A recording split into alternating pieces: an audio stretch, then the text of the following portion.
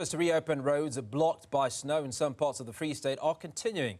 Rescue operations commenced in the early hours of this morning around Reenen and Swinburne, which have now been reopened.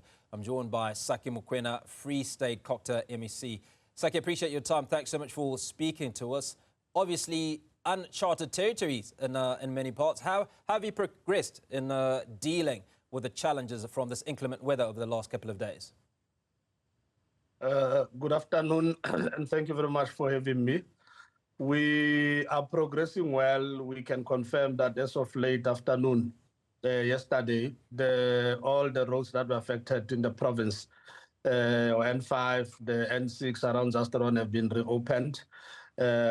We now have confirmed that there's movement in terms of traffic on the N3 southbound. The northbound, there's a bit of a challenge there. I think it is slow because of about 15 trucks. 13 of them are stuck. 2 the drivers had gone missing, so they're being removed. We are working together with the various agencies that are working on this. Our main preoccupation as a Free State was the school kids who were stuck in a bus in the areas of Reenen. We can confirm that we have sent the medical team to check on them to provide the necessary support, and they are now being escorted through the Beckville Road back to Kwakwa. They came from the primary school of Kwabi in Kwakwa. We will want to alert the parents. Yes, sir. It's obviously concerning that young kids from a primary school are stuck in a bus. How long were they stuck in the bus? Did they have provisions? Are we aware of the state of the children at the moment? They have been given the provisions. They have been checked by our medical team.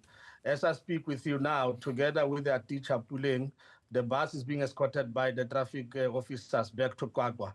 They are using the Beckville Road. So the children are safe. We can confirm to their parents that they are all in good condition. It obviously raises the question of people adhering to these weather warnings. We've had countless conversations. In fact, this morning, Tanya Dugra from the N3 Toll Plaza confirmed that thousands of motorists are still travelling despite the warnings that have been given. That's a big problem, and it exerts so much pressure on the systems. Our people tend to undermine the changing weather conditions or climatic conditions in our country. As Free State, we are caught in the middle. We seem to be managing disaster one after the other that are rising on the weather front. We have got to ramp up our efforts as government to make sure that our people understand the risk they are placing themselves in, but also the pressure on both the roads, the medical systems, rescue efforts, etc., because we will not want to lose life. So we need to do more. But I think working together with ourselves in the media space, we have got to make sure that our people do realize that we are living now under completely different climatic conditions. You know, one almost imagines, Saki, that this responsibility is purely on government. And the reason I suggest this is because for the last 48 hours, there have been all sorts of messages that have been circulating on social media. I mean, we've seen it with our own eyes that people are getting stuck. But the reports are that despite this, individuals are still driving, not adhering.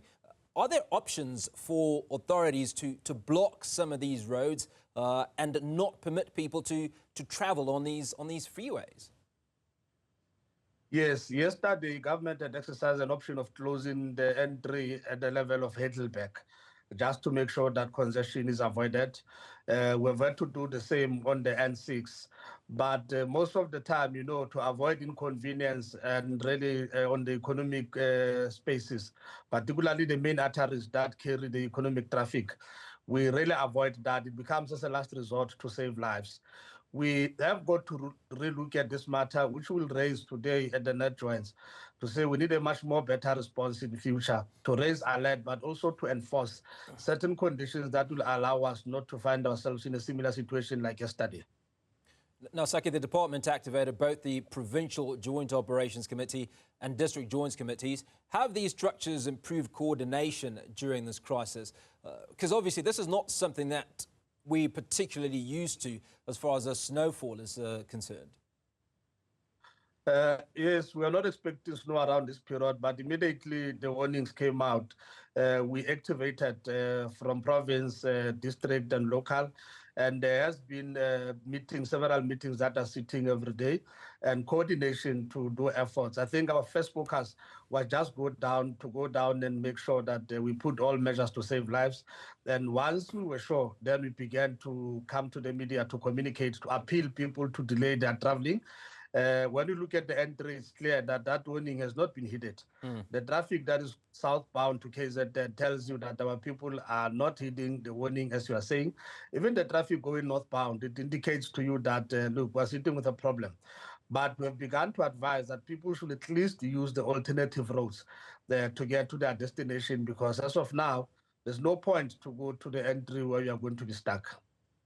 Now, there has been a tragic loss of life due to hypothermia. What steps are being taken to ensure that no more lives are lost during these extreme weather conditions? We regret the loss of life, and I think my counterparts in KZN are dealing with this particular aspect. On our side, we have really made sure that everyone who's in a compromising position, they've been pulled out, they've been given necessary medical attention and support, and we do believe that going forward, the risk of anybody losing their lives is limited, except the slippery conditions on the road. So people will have to drive carefully under these conditions. Now, Saki, given this event, how will the department ensure even better preparedness for future extreme weather conditions in the province? We have elevated the issue of disaster management to be one of the top priorities in the Free State. Remember, we have had extreme weather conditions in terms of strong or gust winds. We have had hailstorms, so I'm sure this is about the third disaster just in a period of a year in the Free State, which signals to us that things are no longer the same. We've got to up our game. So we will be making announcements in the future as to how we're ramping our efforts, particularly in the areas that are much more prone to these weather conditions, your Eastern Free State, as well as your Southeastern Free State, your areas of Zastron, your areas of Marudapofung, Harrismith, and so on. These are the areas that seems to be more prone to adverse weather conditions. Saki, before we let you go, just how proud are you of the men and women in your team that have come to the rescue of all these individuals, particularly when you take into account that snow is not something that we deal with every single day? I salute our traffic officers. I salute our police. I salute the medical team. I salute members of the disaster management team and the joint operation centers. Without them, I can tell you that we'll have experienced far more fatalities than the one we are referring to. I salute the farmers of the Free State. I salute the private business people who have got traders and their tailbees, who heeded the call to action by the government to come in and help. And we're quite proud of them. And to them, we're saying, please keep it up. Let's join forces at every time so that no loss can be lost whilst they have got the ability as the people of the Free State to prevent such. Saki Mokoena, Free State COGTA MEC, we salute you and your team for the great work that is done in absolutely saving lives.